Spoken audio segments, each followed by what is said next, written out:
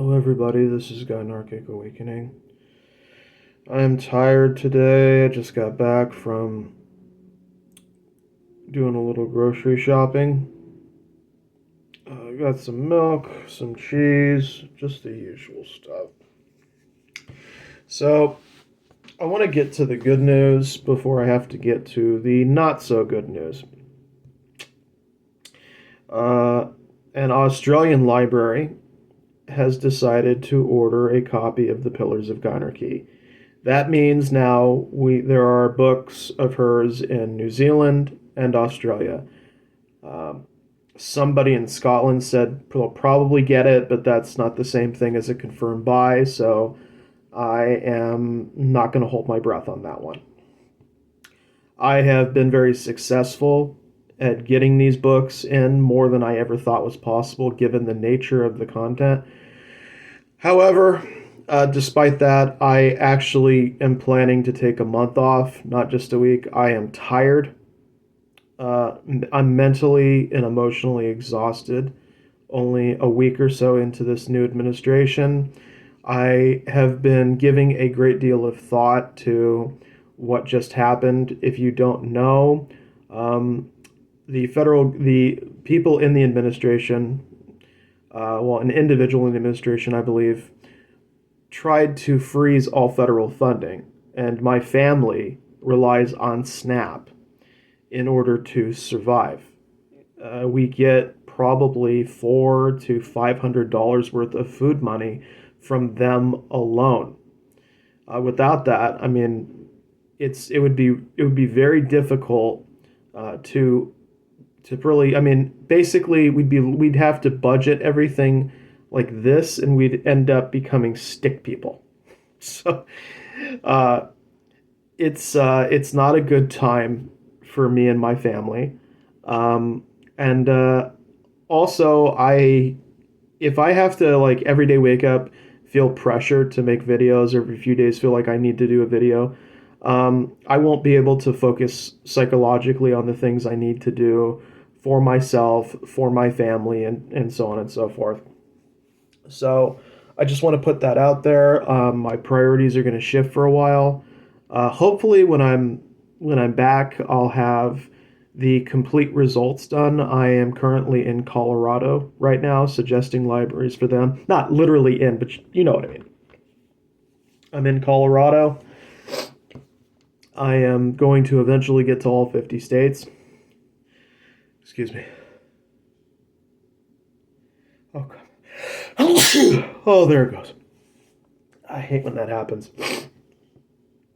I will eventually make suggestions to all 50 states, and then I will move forward with the next project, which will be to contact every women's study um, professor or group or organization in and out of the United States, and then proceed to make suggestions to them, and to possibly talk to maybe English professors about including that book in their curriculum.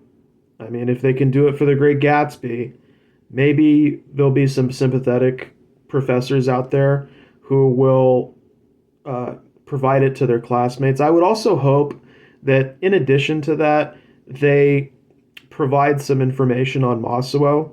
I mean, nothing would make my day more than, what do you think? Like, I would love to just talk to a professor, say, look, I want you to do this one little social experiment. This is the social experiment I've been dreaming about. I have been fantasizing about this one. I've been wanting to do this for years, where you get like a classmate, you get a class of 30 students to answer this one question.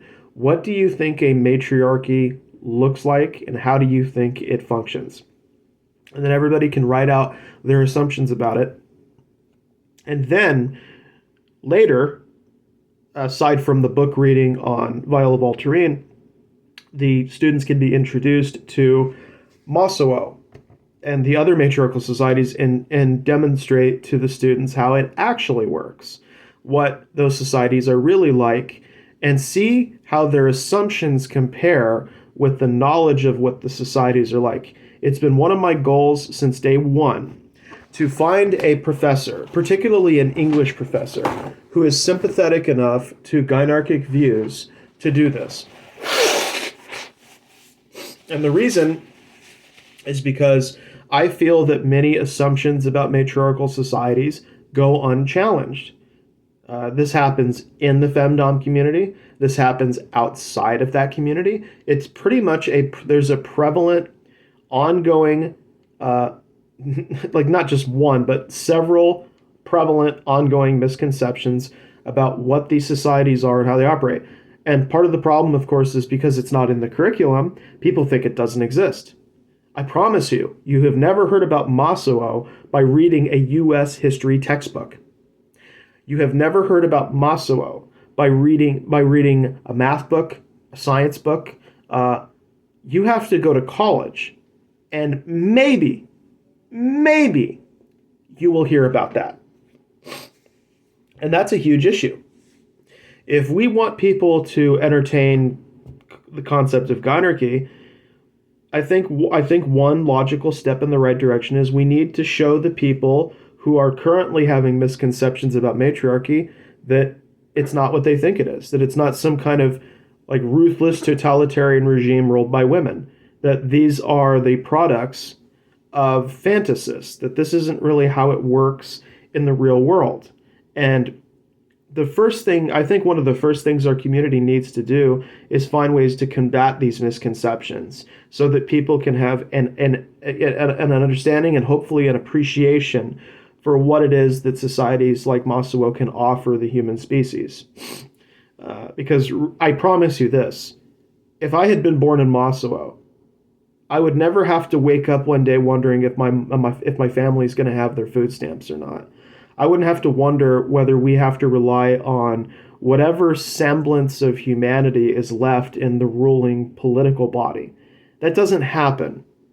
Their women don't starve their men over there. They don't starve their children or their daughters. They don't do these things. They don't abuse power and authority the way that men do in our societies and the way that the current president is doing. This is something that this is a project that will be ongoing. If something happens to me, please continue the work without me. I hope that doesn't happen, but if we want to bring change, we need to include the academic world in our mission. And we can start by educating people on the societies that influence our thinking, that give us hope for the future, and so on and so forth. Sorry about this. But as for myself, I need to intensify my job search. I don't think it's going to do any good. I also need to intensify my library suggestions because I have no idea how long it's going to be before my family lose not only their food aid, but possibly their Social Security. I was told by a federal worker, sorry, not a federal worker, I was told by a worker at, I think they're called CalFresh or whatever, that it would take a year to cut Social Security, but the current administration literally just tried to exercise power over the purse, which belongs to Congress. That's illegal. That's unconstitutional. Yet, if his party and if people in the government don't stand up to that, and he decides, okay, well, if I can get rid of these social programs, where can I stop? How long is it going to be before Social Security is the next thing that's yanked away? Again, everything is predicated on legality in that conversation. Everything about that conversation I had with that man was about what would legally be required. But if you have somebody in office who doesn't care what's legal or illegal, only what he can or can't get away with, then there's no, I'm going to have to speed this up a bit. Hopefully I'll have the suggestions done within a couple of months. I hope even sooner than that. And then when I am done with those suggestions, if anybody would like, I can assemble some of the research that I have gathered on that, and I can show you where Viola Volturian's books are, what libraries they're at, and not just the United States, but in other parts of the world. Thank you for your time. I appreciate it. And hopefully, in a month, I'll have a job, or at the very least, I'll have a lot more suggestions taken care of. But I do need a break for other reasons as well that I don't want to go into. I am psychologically drained, I'm exhausted, and I need to replenish what I've lost. Please take care, everybody. I look forward to seeing you during that time. Peace out.